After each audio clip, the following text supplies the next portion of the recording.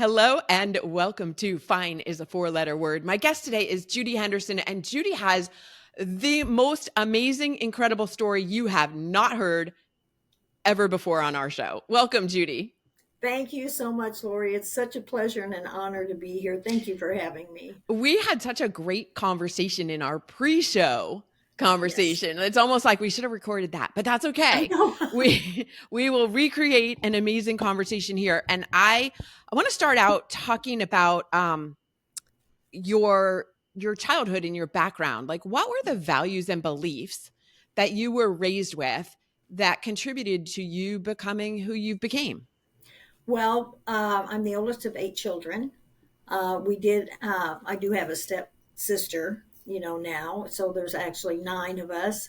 And we were a close family. All my grandparents, aunts, uncles were all close families. Nobody ever incarcerated. We just lived a normal life, other than back in those days. If there was dysfunction in the family, it stayed in the family. It wasn't talked about outside. It wasn't, you don't air any dirty laundry. So my mother was also a battered woman, and the police would not be called. They didn't want to be involved. So that was the era back then. Mm-hmm. But I did have some cases during my childhood, which are in the book When the Light Finds Us, that talk about my sexual abuses with different characters, that led me to thinking that there was something wrong with me. There was something wrong with me. How does this happen to me? And the path that I chose growing up, we had a Pentecostal type belief. So it was very restrictive. Didn't start dating till I was 18. So we dressed a certain way, had certain customs and things and all that's in the book. So we had to, but we were still close knit. We still loved each other. We still supported each other. And during my whole incarceration, my family was there to visit all the time. I still have their So support. you're jumping ahead a little bit because I don't want to Okay. talk. Okay. I'm No, sorry. this is no. It's all good. This is part of the. I was trying to build the suspense. That's all. Oh, okay. Well, erase that. I was Cut gonna that go. out. No. We're gonna go with it, but it's because this is part of your story. But I just Yeah. wanted to get that early part to kind of set things up of how Right. how you were raised, what your childhood was like. Mm-hmm. Well, Because yeah. like I said, in my younger years, it was pretty religious, and I had to dress a certain way to go to school, and wasn't really conducive to what the style was at that time. Yeah. And as the oldest of 8, I mean, Mhm. you felt like you had a responsibility to take care of the rest of the kids too, right? I did. I absolutely did. And my mother and I were close. Um, my mother had 3 children, then she waited 5 years to have 5 more. Mm. And so I was the oldest and the caretaker and giver of the younger 5. Yeah. Because the other 2 children were brothers. I had 2 brothers, so I was the only girl in the older Mm-hmm. group. So, of course, there I was, giving baths and changing diapers and ironing clothes, ironing pillowcases and sheets, Yeah. which we don't do nowadays. And Right. but I grew up in a very clean, modern home. We couldn't wear shoes in the house, not even the preacher. So my mother and was very picky about how we looked, about how the home looked, Mm-hmm. and but she did also work outside the home. Oh, she And my did. father, Wow. Okay. he Because worked. that's unusual for that time as Yeah. well, right? Yeah. Hmm. Yes, yes. But my mother was always a go-getter. She was always busy, always stayed occupied doing something besides making babies. Mm-hmm. Mm-hmm. And she liked to work, and I think that's where I get it, because I love to work and always have. And so whenever I met my husband, I was young. Yeah. Um, he was the first boy I dated, and I ended up marrying him. And we had 2 children. And then that 12-year marriage did not go well. Yeah. And at the time, did you think so? All right. Well, first of all, I need to mention, because you already mentioned that you have this book coming out, which is Yes. incredible. And I'm so honored to talk to you. And I have to say, this was the hardest book I've ever read. Like the hardest Oh, book to get really? through because of all of the things that we're going to talk about today that you've lived through. I mean, it's really a remarkable testament to the human spirit. And I Hmm. want to talk about some of the things that you've been through as well. And I have some questions, Sure. but tell me the name. I tell my listeners again the name of the book because I want them to go and order it as a pre-order. Because when is it publishing? Is it in June, April, or June? April the 15th Okay, is the yeah, release date. and it's Hmm. what's the name of it? When the Light Finds Us, from a life Okay, sentence to a life transformed. yes. So, okay, so going back now, so you were married for 12 years to someone who didn't exactly treat you very kindly, but that's part of what you grew up knowing, right? So that Exactly. was familiar Yes. to you. It was learned behavior. Yes. I just thought that's how families were. Mm-hmm. When we spoke to, when my mother told me years later when they spoke to the minister, it was, well, you just need to pray about it, Mm. and stay together. You don't get a divorce. And so, yes, back in that generation, that's what they believed, and that's how they stayed. Yeah. Uh, and you had some incidents where police were called and they did nothing for Correct. domestic Correct. violence. Correct. Yes, they just told him to go cool off, and they told me he'll be back. See, And, this is where I ooh, wrote down this question of or this comment about in reading the book, it felt like everyone who was supposed to protect you or who could have protected you, mm-hmm, starting from when you were a kid in school and they saw the bruises, mm-hmm, they didn't. mm-mm. No, they did not. No, they did not. And I don't even know if they had, because back then they didn't even have the battered women syndrome. Mhm. That wasn't even a term. There wasn't a definition for what was going on. Right. So I don't even know if they had any children's services where they reported things such as that. Wow. I don't know. It I just can't remember any. yeah. Yeah, it just seemed like it was such a like so obvious to me that looking back, like Hmm. where all of these places, it to me felt like they failed you.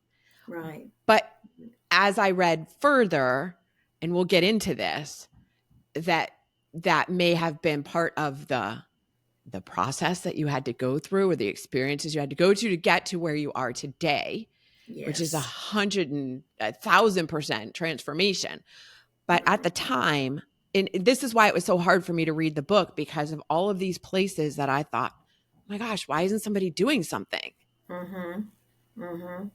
And I didn't think anybody could do anything. I didn't think it was anybody within anybody else's power Oh, because that was, like I said, behind closed doors, except for them speaking with the minister about hmm, divorcing. Um, so I didn't think there was any help. I thought it was just normal. this is just how life is. Mm-hmm. Wow. Yeah. That's Okay. why when I was married, I thought, well, I can't get a divorce. My mother was still married to my father after I left. And Hmm. um, this is, what you're supposed to do. You're supposed to stay with your husband no matter what. He'll Hmm. change, he'll get better. Maybe you should quit smiling, because that's one thing he used to tell me: you smile too much. What? I Why would are have, you always smiling? ooh, I would have been accused of that too. Yeah, yeah, yeah. And he said, you're always friendly. You like everybody. And I thought to myself, well, aren't you supposed to like everybody? Yeah. Aren't you supposed to smile and be happy? And so that was, those were all red signs that I knew nothing about. Didn't know anything about any of that Hmm. terminology or signs or phases that battered women go through. Yeah. What was the turning point where you said, okay, 12 years after 12 years, like what was the thing that made you say, no more, I'm done? I'll tell you what, it was the time whenever my husband knocked me through the glass door and our daughter went running out of the house down the street after I came home from the Royals game.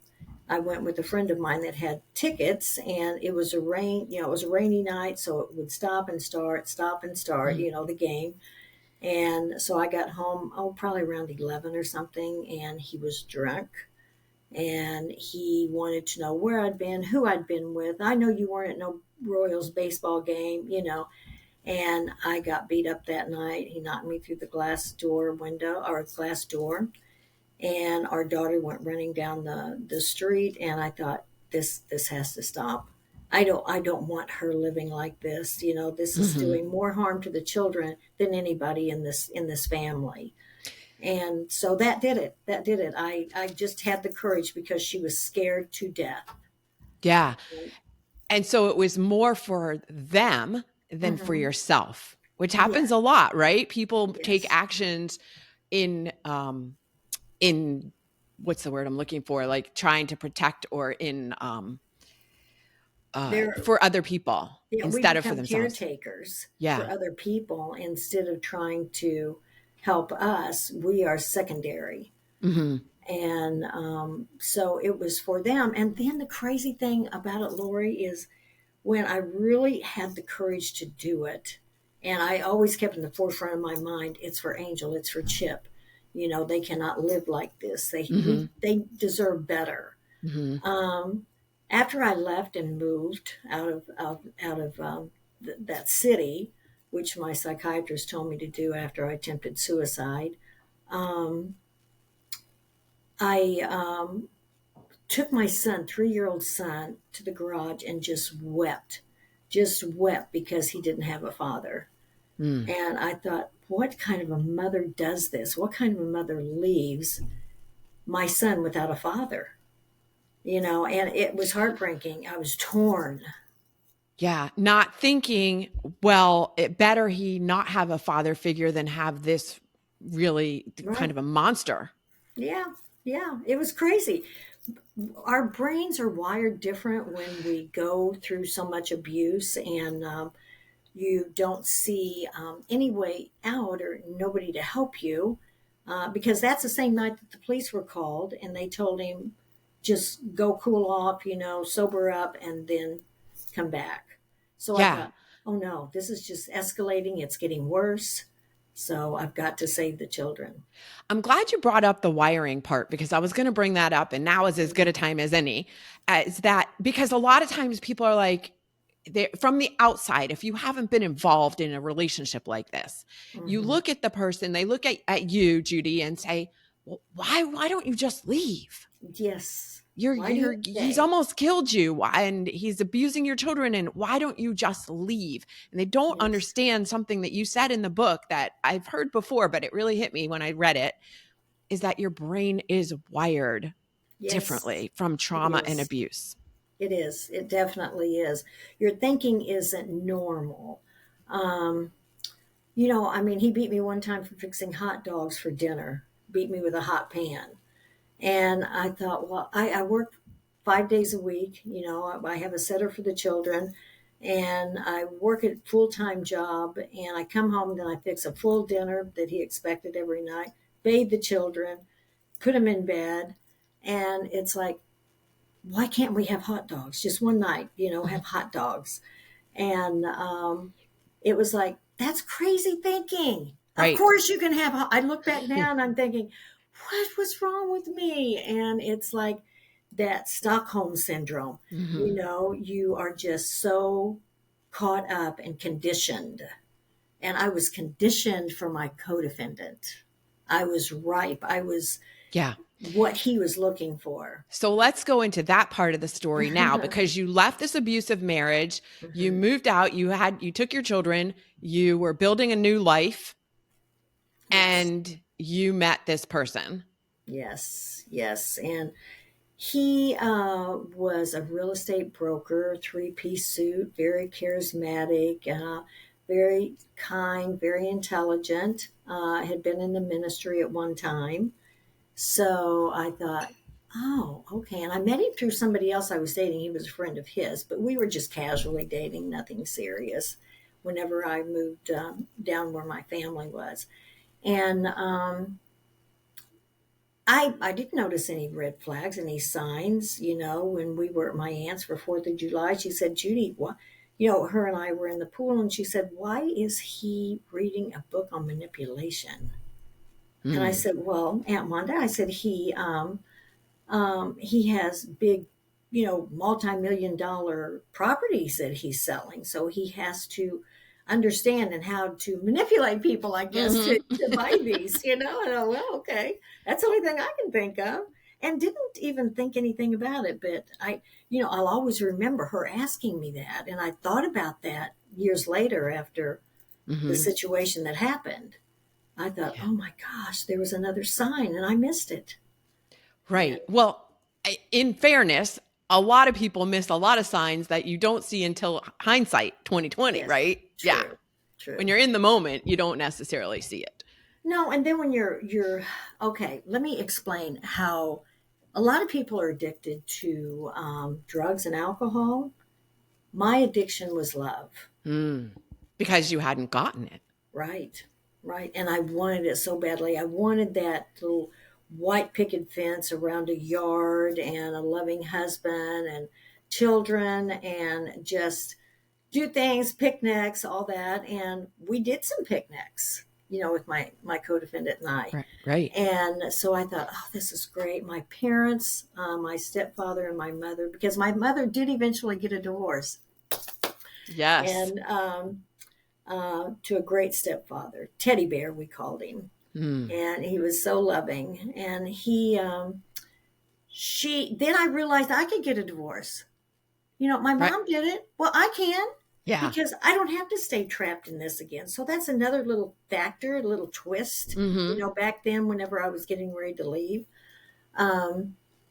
But they, because of the kind of personality he had, how he carried himself, how he was around me, they loved him too. They didn't see any signs. So he was very good at what he did. It's stunning to me how good he was. Oh, yeah. Okay, I don't even want to talk about that right now, but later. Okay. His trial, his jury. Yeah. So how long were you in a relationship with him before he perpetuated the ultimate manipulation, shall we say? Right. Okay, so let me give you a little timeline. I divorced my ex-husband in June. I was in a psychiatric ward in September and October for 30 days. I was released in October. I moved down to where my family was. In April, I met my co-defendant. In July, the murder happened. Okay. So it was like very quick. Very quick. Very quick. Yes. Okay. And as you're talking, you fell for him because you believed that he was giving you the white picket fence and the picnics and the family and the whole thing. He had you believing that he was that person who could deliver that to you. And let's layer on top of that, you were seeing your mom have that. Yes, exactly. She had already received that by divorcing, my father. And very happy, very just ecstatic. They even wore the same color clothes together all the time. That's so cute. They were just cute. They were just a cute couple. And all of us siblings loved them. Of course, we honored our father because he was our father. We wanted a good life for him too. And he came to live with me after their divorce because he was so distraught. And I didn't know how well he would do. And that did not turn out well either. So. Yeah, I would imagine that it wouldn't. I'm surprised that you would open your house to him. But at the same time, I can understand how you would feel obligated to do that. Right. I was, and I was still a battered woman. I still had that Right. same mindset. I'm a Right. caretaker. Yeah. I have to take care of him. I'm the oldest. Right. Right. And so you were in this relationship with the co-defendant, and talk a little bit about how um that whole scenario came to be. Because this is the pivotal point of your life. Mm-hmm. Yes, it is. And that's whenever I came home from because I bought a tanning salon down in Springfield right when they started becoming popular. Yeah. And didn't have tanning beds then. Those weren't introduced yet. I just can't imagine where I would be today if I Mm-hmm. stayed in that business. But so I came home from work, picked my son up at the nursery, came home in June, and I walked in the door and there were suitcases sitting there. I thought, what is this? And around the corner walked Greg, and he said, "Oh, those are mine." He said, "I decided to move in." I said, "What?" I said, "I don't have anybody living with us and my children, with my children Mm-hmm. here." And he said, "Judy," he said, "you need me to take care of you and the kids." He said, "I just want us to be a family unit." And of course, those magic words. Those Right. That's what you magic wanted to words. hear. Yeah. Yes. Yes. And so that's what he did. And it spiraled into a situation that led me to a place I never thought I would be. Mm-hmm. And we don't have to go into the whole story because I really do want people to read the book. But it ended with you. Well, you can talk about pick up what you want, but Mm-hmm. you were in a situation that led you to be a defendant in a murder trial. Correct. Correct. Yes. Yes. And I guess the another eye opener as things started unfolding with the trial, we had one attorney representing both of us, which was later I found out a serious conflict of interest. Of course. How can you defend one and defend the other when one of them are guilty? Right. And that. So what kind of defense are you going to give the one that is not guilty? But later I found out that my co-defendant was just wanting us to have the same attorney so he could sit in on the meetings and know everything that was being said. He wanted to be sure that nothing was being targeted toward him being the perpetrator or anything that would cause him any damage for his defense. Mm-hmm. And unbeknownst to me, later I found out he was seeing two other criminal attorneys on the side that he hired after I was convicted. Yeah. So here we are, 20 something minutes into this conversation, and we're getting to this turning point where we can reveal now that you were convicted of murder that you did Capital not, murder. oh, yes, thank you, that you did not commit. And you were Correct. sentenced to what? Life without parole for 50 years. I am stunned. Yeah. Yes. Because so many factors that were overlooked or not considered, or just, again, how many things went sideways for this to end up happening? It did. A lot of things went sideways.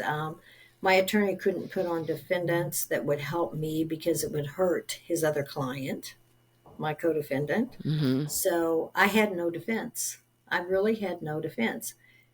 He said I couldn't testify unless I came up with an alibi that I was with my mother shopping or something. And I said, I'm not doing that. I'm not going to get on the stand and put my hand on the Bible. I was raised in a Christian home. Mm-hmm. I reverend that Bible, Mm-hmm. and I was not going to do that. And then have my mother also get on the stand to verify our alibi. I Mm. would never put my family through something like that, ever. I Yeah. didn't even want them to be involved in this horrible mess that was created, this horrible cause of somebody dying. Mm-hmm. That this should have never happened to that person. Right. And so there were so many different factors, and the prosecutor, he was young, he was running for prosecutor in the election, so they used my trial as leverage to be tough on crime, in Yeah. the 80s, tough on crime. Right. And yeah. So many so many things that happened after that that were so Mhm. political Right. that kept you in prison for those 36 years. Correct. I just, Correct. as I was reading too, I was thinking like, this is, I'm trying to put myself in somewhat similar situation. And Hmm. it's almost like someone coming to your house and saying, we're arresting you for murder.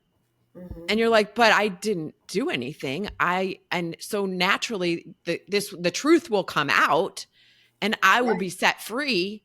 And so I'm saying this because I want the listeners to put themselves in this situation. Someone comes to your house, arrests you, says you're putting her on trial for murder, and you're like, well, surely this is gonna end in my release, and it Right. doesn't. No. And you're like, wait a No. second, where is justice? Right. Right. Yeah. It was a long time coming. Long time coming. But I never gave up hope. I always knew. I always knew That that I is was. the other miraculous part of your story is how 100% you Mm-hmm. knew how it was going to eventually come, the truth was going to come out Correct. and you would be released. And it's reminding me right now as we're talking, I had a previous guest several episodes ago who was also in an abusive relationship and talking to her children about their father, and that the truth will come out. The truth will come out. That's what she always told them, Mm-hmm. was the truth will come out. And eventually it did, Right. which is what Right. happened with your situation. There was another, so again, you spent 36 years Mm-hmm. I of spent your more life. years in prison than I did in the free world. Yeah. That's crazy. And yet at the same time, you managed to maintain a really close relationship with your children and your family. And again, Absolutely. it's remarkable how they believed in you, how Mm-hmm. they didn't buy into, because I'm sure it was a media circus. It was. It was. They called me the happy killer because I smiled all the time. But whenever you become a victim for so many years in so many different cases, scenarios, um, smiling hides everything. Mm-hmm. You have to make yourself smile to go on to survive. And that just became a mask to hide everything that was happening inside. And so and it was trying to let my family know and my mother and everybody know, I've got this. I'm okay. I'm going to be okay. Please just don't worry about it. Please don't worry about me. I'm strong. I can do this. And my mother told me one time, she said, Judy, she said, if anybody, any of my children had to go through something like this, you're the one that would be able to make it. Mm-hmm. And I guess I don't know. I don't know. She thought I was as strong as her. I guess I. Yeah. Well, and you said on page 184, I highlighted it, Ah, that over the years, the thought became second nature. I'm fine. I got this. I. It did. It did. It really did. That's why my writer, he said, "Oh, we've got to name a chapter. We've got to call a chapter this. I got So this." it was inevitable that you would end up on my show. Yeah. Right. Yes, you are so right. I love being here, Lori. I It's love being here. when you first went into prison. I mean, here's like any of my listeners coming off the street having no background with anything to do with the prison system. You go in and Yes. like, what was that? I mean, you had to put on again this face that everything's fine Mhm. because you're now among this population where you're completely foreign, Yes. but you can't show Yes. any fear. No, because kindness, here's a term that they use in prison, kindness is weakness. So they think you're weak if you're kind and you're polite and you smile. But I didn't know any other. I didn't know any other way to be. And but they think Right. you're fake. You're phony. She isn't really like this. She doesn't. And I would put on my makeup, and I had to have some some part of me that I could bring with me Mm-hmm. from that world that I was taken from, and keeping myself up, fitness training, putting on my makeup, doing my hair was a piece that's one piece they couldn't take from me. Mm-hmm. They could take my name and give me a number. They could take my clothes and give me a prison jumpsuit. Um, but they couldn't take the things that made me who I was on the outside. Because Mm-hmm. on the inside, Lori, I didn't know who I was. I did not Right. know. I was That what was everybody else wanted me to be. that's part of what got you into this situation. Yes. As you came to realize what again, just your whole story is so remarkable. Well, thank you. What was it that inspired you, or what was the spark that lit that fire that you said, I am going to do everything I can to improve myself for as Mhm. long as I'm here? Because you did everything. I did. I did. I even trained dogs. I even got used to picking up snakes. I know. I was like, wow, I that's thought, oh, impressive. come on, King Kong, show me who you really are, and I'm going to show you who I'm becoming. Right. Because you come in and you're basically like this scared little girl, Hmm. and you go through this incredible transformation to become Yes. like this warrior queen. Right. Yes. Yes. And first I had to figure out why I was there. How did I get here? How does somebody get to prison when they haven't done anything to get here? Mm-hmm. And I thought, I need therapy. I don't know what kind of therapy they have. I don't know what they do. But at this prison that I was sent to, they were more interested in giving you Thorazine or something to just knock you out. Just we called it the Thorazine shuffle, where everybody was just holding their head down. They couldn't hardly hold it up and just shuffled around. How did they decide who got the Thorazine? They wanted to give it to the ones that were doing the questioning of, why do you have this rule? Why are you doing that? Why is that officer doing this to that inmate? And that's who I was. Mm-hmm. That's who I become. And we had a male officer that was doing things he shouldn't have been doing.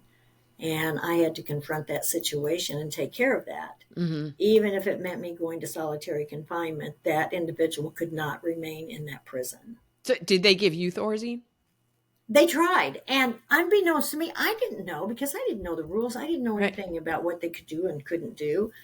I would act like I took it and would put it in my locker, because we had a metal locker, not knowing or realizing I was so stupid that they could go in and search my stuff anytime, Mm. and there it was. Okay. So in my first probably maybe first 5 years of prison, I think I ended up with 23 violations, the whole incarceration. And hold on a second. And one of those was for drugs, and it was because they found my medication. I That said, you but that you those weren't are my taking. drugs. You gave them to me. You gave them to me. Yeah, I'm not doing drugs. You gave me the drugs to do, and I refused to do them. So my attorney had to get a court order where they could not give them to me. Gosh. Yeah, and I went to the hole for them giving me drugs. Wow. See, this is where Yeah, it's like so a it whole is. upside down world. It It's just is. one example of many. It is. And And the so, yeah. terminology is so different and everything, everybody's mannerisms. So you started therapy at that prison. I did, but it wasn't conducive to any degree where I understood anything. I Mm-hmm. was still the same until we got a group coming in for battered women, for domestic violence. And I Mm-hmm. thought, well, what's a battered woman? I know, I've been hit and all of this going on. And So Dr. Lenora Walker is the first psychologist that talked about the battered women syndrome. And she was visiting this organization in St. Louis, and she came to the prison with them. And they wanted to start a group in the prison. And so I was invited by another offender to go. And I thought, that's not me. I'm not going to go do this, you know. Girl, let me tell you, when I got there and they started talking about the different phases, the honeymoon phase, all the different phases a battered woman goes through, because they'll beat you, then they'll bring you roses. They'll beat you, they'll take you out to dinner. And all these different patterns, I thought, oh, that's me. That is really me. And I thought, how many other women are like this? Because we didn't really talk about it. Right. And come to find out, and then I got the therapy. They ended up sending me to another prison in Arizona for 4 years. So right, which that's you where thought, I got my therapy. Yeah, which in the book you talk about, like, that was almost like, my life is ending. Like, every step of the way, you're like, my life is ending now. My life is ending now. Like, can it get worse? And then they take you away from Missouri and send you to Arizona. So you're not even anywhere near your family. So you can't see them on the regular basis anymore. Right. And yet it's reminding me of that story about the caterpillar, right? That the caterpillar thinks its life is ending when it goes into the cocoon. Yes. And it's really just being prepared to blossom. Right. Yeah. Everything, as I look back, I see all the pieces of the puzzle being put together to create the the final act of what's going to happen at the end of the 36 years. Yeah. And so you go to Arizona had a different approach to rehabilitating prisoners. Correct.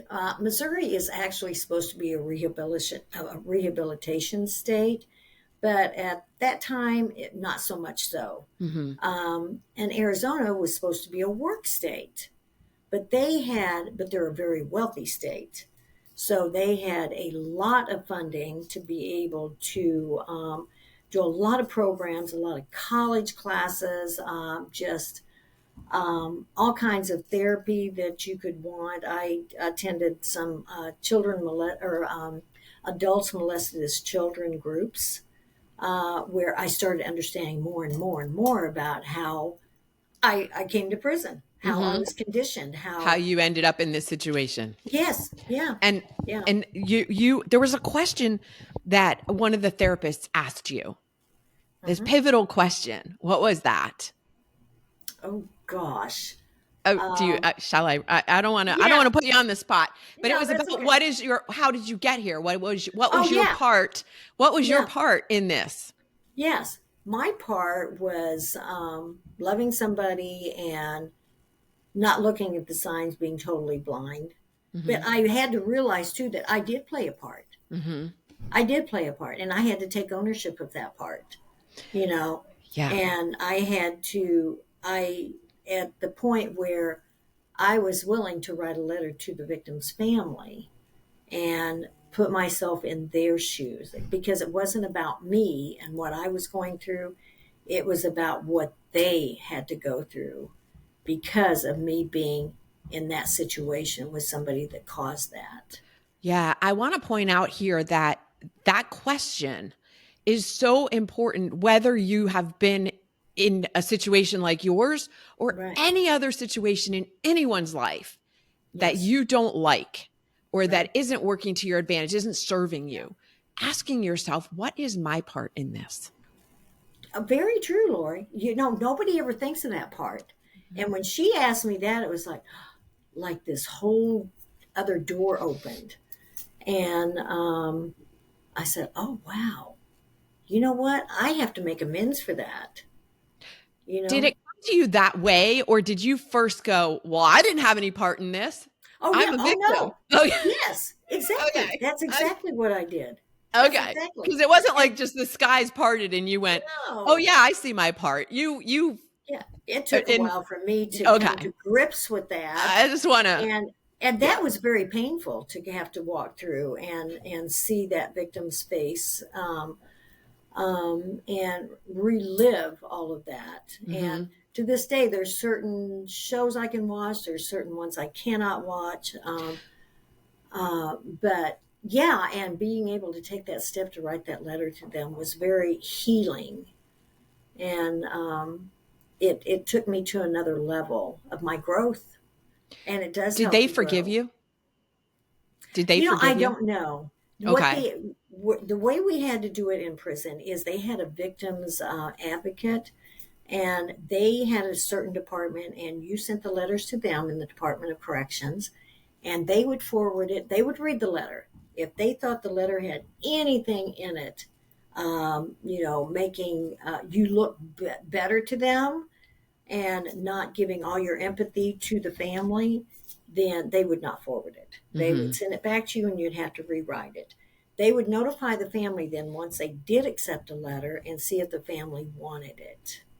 And they did send my letter through the first time, but I never heard back anything. Okay. I don't know. Okay. I've never talked to them or Yeah. seen them.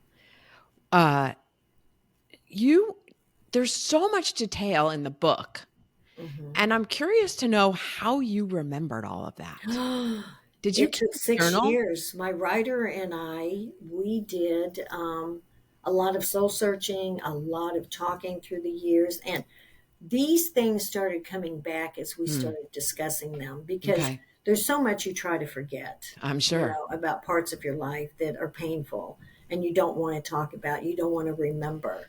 So if I was going to do this book and try to help touch other people, because this book is for other people, Mhm. and it's not for me, even though it was still a growing process for me as I continued through this, because the guilt I still carried for not being there for my children physically. Mhm. um, the purpose of the book is to let others know, don't ever give up hope, you know don't ever do it, don't give in, because you have more inside of you than you ever could ever imagine that you have.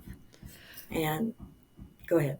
Yeah. No, I just was going to say that it was in reading it, it was divine guidance. There's no other way this could have happened the way it happened for you.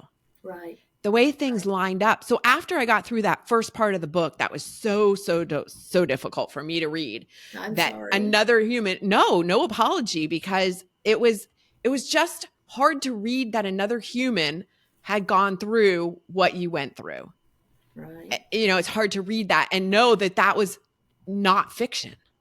Right. And they say truth is stranger than fiction. Like, you can't make this stuff up. No. And there was at one point I had to get up and go for a walk because I just couldn't keep reading. And then I Oh, came back, and as you read further, that's where the light part comes in, right? Now you've yes. gotten through some of those things. Mhm. You've done the therapy. You've started doing the hard work that it Yes. takes to become this butterfly. Right. Right. And It's now, free. Butterflies are yes, free. that's right. That's right.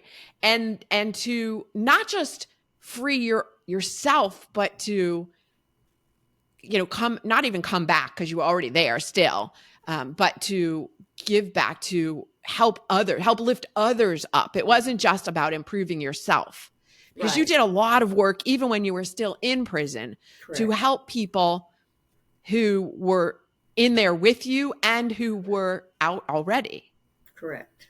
Yes. which is Yeah. another just amazing that you had the ability to do that. And I think, so the relevance here again is, we're in a time in our society where people are looking around and going, I really can't believe this is happening. Like, Right. and feeling helpless to do Mhm. anything. Your story is an example of how Mhm. one person can make such a difference in a situation where you are looking around your circumstances going, oh my gosh, how did I get here? There's nothing I can do. but there Mm-hmm. was something that you could do. And you, Oh, as one person, made some major changes. Like, talk about the changes, the fact that this law about the attorneys battered can't women's represent battered women's syndrome, and that the attorneys can't conflict of represent. interest. Yeah, Yes. you Yes. did that. Yes. Yes. Yes, because the judges said that there was a serious conflict of interest, but if they overturned my case, financially it would affect so many other cases that they couldn't afford to overturn my Hmm. case. And because others would use that my case Mm-hmm. to get their sentences overturned. And so no longer can any attorney represent two defendants on a case. So that was good. And then the battered women's syndrome law that abused women can now use as a defense if they kill their abuser. That was something that had never been done in Missouri before, where senators and state reps came into a prison and held legislative hearings. So I, myself and some other women got together. I helped them write their stories, and we testified for this bill, and it became law. So, and we're getting ready to do a survivors bill for those people that are incarcerated and have these sentences, but they're in their life they were abused or they had PTSD or any kind of abuse. If they can, you know, prove it Mm-hmm. by medical records, eyewitnesses, police reports, anything, then they would be able to petition the courts for a lesser sentence. Mm-hmm. So, to help these individuals get out of prison, a place where they do not belong just because they were victims themselves. And so, we're working on that as I speak. Those are three monumental things that Mhm. you did. Like, because of you, one person started this. Right. And certainly you didn't do it by yourself, but you were the No. inspiration, or the instigator, if you want. It sounds like a good word for you anyway, right? Yeah, it does. That's what the prison system thought. I was an Right. instigator. They Exactly. couldn't see anything positive in it. Well, here we are turning it. So Yes, we yeah. are. Yeah. So again, for people who are listening who feel like there's nothing I can do about any of this situation happening around me, that's not true. Right. And then aside from those monumental things, there were smaller things that you did that affected your fellow inmates' lives Correct. in a positive way, and Yes. to help them be better parents. And Correct. yeah. Yeah. So mothers, so many mothers in prison don't know how to be mothers, because they've not been raised with role model mothers. And a lot of people that go back and forth to prison, it's a generational curse in their families. The grandparents and their children, and then their children's children. And so they needed to learn how to parent, how to talk with their children, how to communicate with one another, because they would just end up raising more offenders going to Mm-hmm. prison. Mm-hmm. So we started Parents and Their Children, and that's where the children and the mother could have visits without it being in a prison setting, and that would just be one on one. Of course, they would have to go through parenting classes so we could start seeing that they knew how to have this kind of a visit, and it wouldn't be it would be safe. It would be safe for Mm-hmm. the children, and the mother would know how to communicate with her child and without any distractions.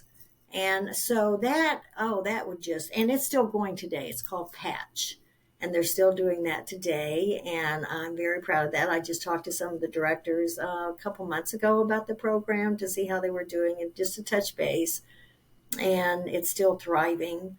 And then there was a 4-H Life program that was funded through a university here in Missouri, and that funded where the whole family unit could have visits. The mother, the grandmother, the aunts, the uncles could all come in for a visit.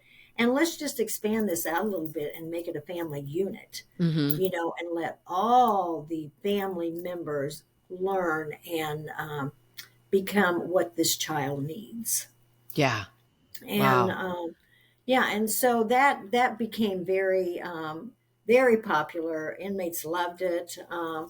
And there were so many women in prison that were abused that I started a Women Against Violence program where the governor's office in Arizona sent a representative to sit in on some of our sessions. And they loved it so much, they started the governor's task force against domestic violence.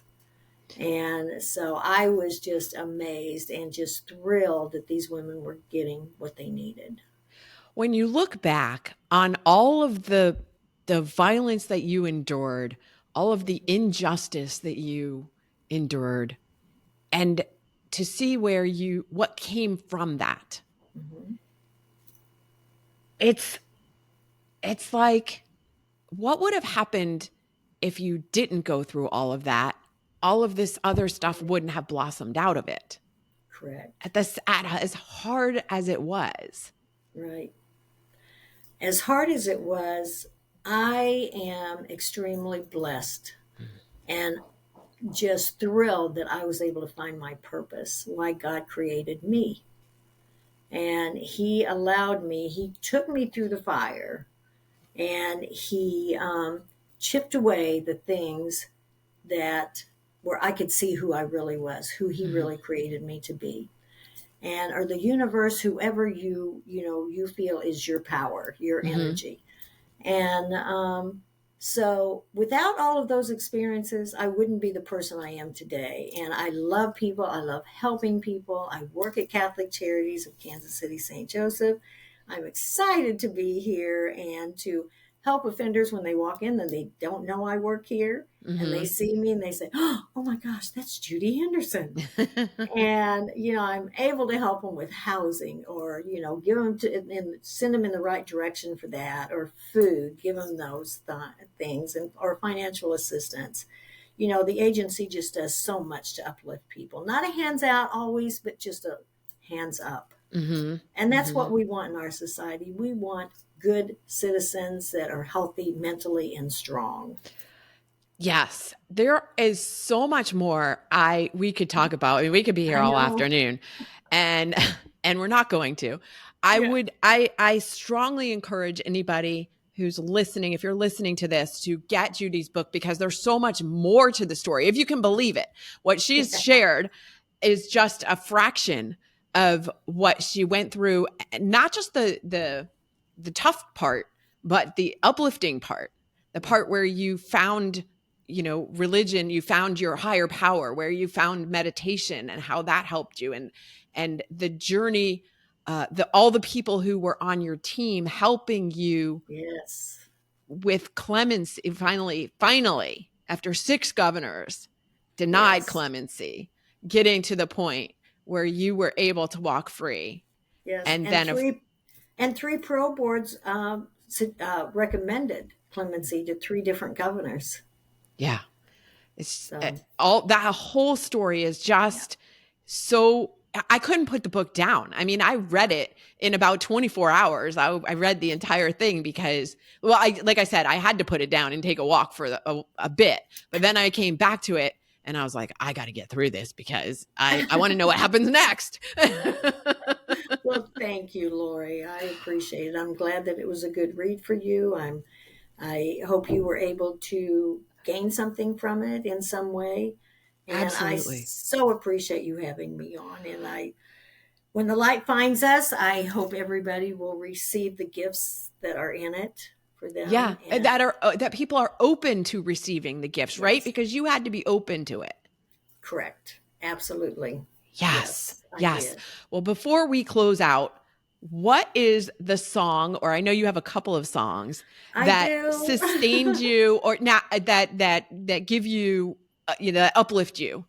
Okay, What If by oh gosh, I can't think of his name right now. Matthew West. Yes, Matthew West. And good one. Yes, I Can by Cain, CAIN. And they're both great uplifting songs. I'm going to put links to both of those songs in the show notes so people can easily find and listen to them. Did you listen to, I got to ask this other question though. Did you listen to music a lot? Were those songs that you listened to when you were in prison, or did you find them afterwards? I found I listened to songs all during my Okay. incarcerations that were uplifting. I Mhm. had to have that kind of energy surrounding me because Yeah. everything else is so negative in there. Right, right. So, yeah. Okay. And then lastly, if someone wants to continue a conversation with you, is there somewhere that they can reach you? You mentioned that you work for Catholic Charities, Hmm. and Yes, is that and we're getting I think they have the website at Judy and Henderson .com, I believe. okay. But there will be a link in the book. Okay, fantastic. And I will put a link in show notes as well. Judy, Thank thank you you. so much for joining me today on Thank you, Fine is a Lori. four-letter word. Thank you, Lori. Love you and have a blessed day.